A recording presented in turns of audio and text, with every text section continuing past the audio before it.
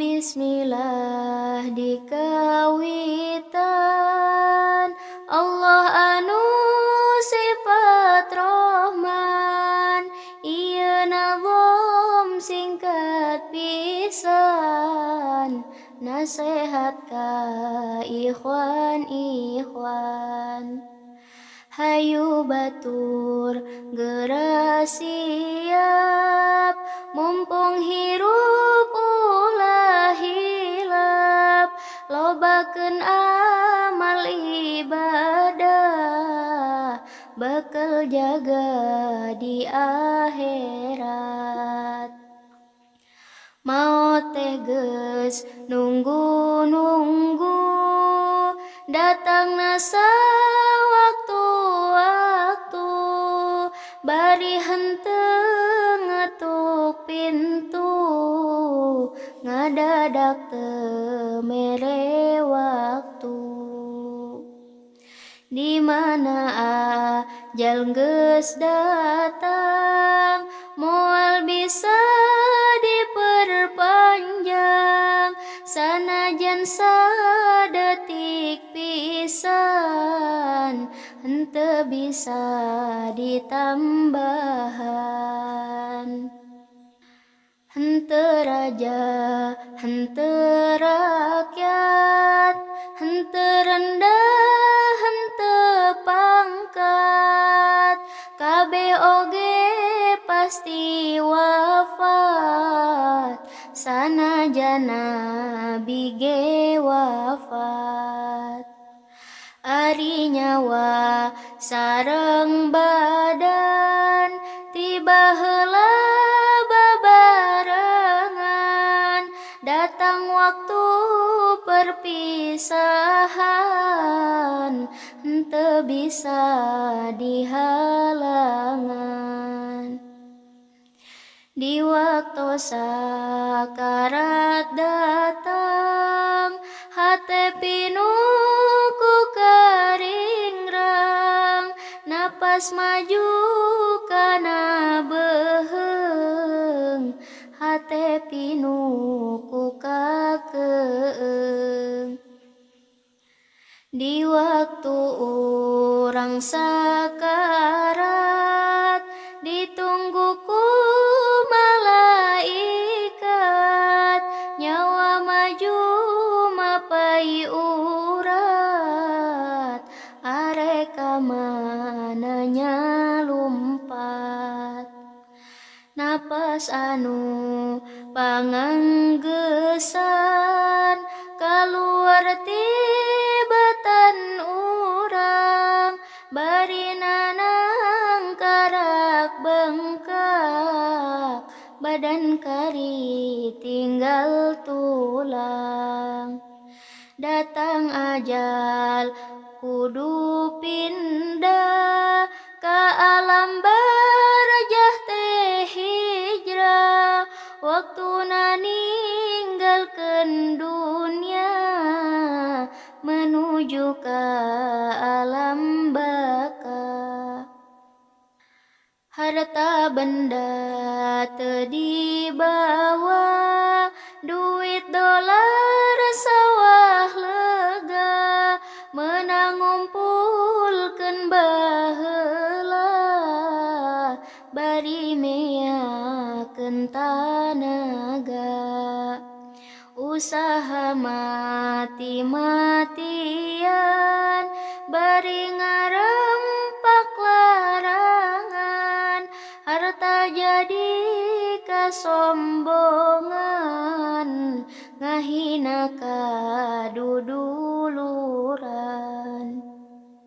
nepi ka poho salatna karana sibuk usahana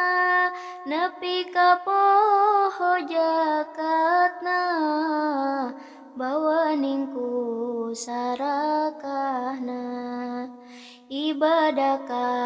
popohokeun henteu inget ka kuburan ibadah teu dilakonan ngudag kana kadunyaan Ari geus ngaler nyang hareup di tengah imah sidakeup ari geus beunang kerak anggota henteu gerak akhirna datang pasaran akhir tutumpakan urang kendaraan Bani Insan menuju ke alam liar sawah lega mobil sedan emas intan jeung berlian segala boehna pisan ngan tinggal boehna pisan bermacam-macam pakaian dibelikeun kakayaan alat-alat kecantikan menang meuli mamahalan di alam dunia tinggaleun teu kabawa ka kubureun jadi milik ahli waris si mayit bati ngaleheus bati gede hanjakalna di dunia kedul amalna hirup di alam dunyana dandan ngagaya gawena hadis Nabi tos nerangkeun di dunia pangumbaran naha atuh kangenahan henteu taat ka pangeran di mana ajal geus datang kacidahan jakal pisan hate pinuku kakeung dibarengan ku kasieun dina poe panganggeusan urang ti dunya pamitan liang kubur geus nungguan jasad urang diasupkeun beuki deukeut pisan kana liang sempit pisan henteu aya nu nyaangan atuh pugu kapoekan poek rupek henteu geuna ngarumasna moal salah biasa di kasur endah ayeuna kasurna tanah babaturan jeung kenalan sobat-sobat hande tolan teu aya nu ngabaturan di kuburan teh sorangan mana harta benda urang nu dialap peuting beurang mana anu rek ngabela naha diantep kaula kacida teh hanjakalna henteu amal di dunyana sing horeng nu manfaatna loba amal ibadahna nurutkeun hawa nafsuna dugi ka akhir hayatna kedul taat di dunyana ayeuna kari susahna bongan melid baretona ka ulama tenurutna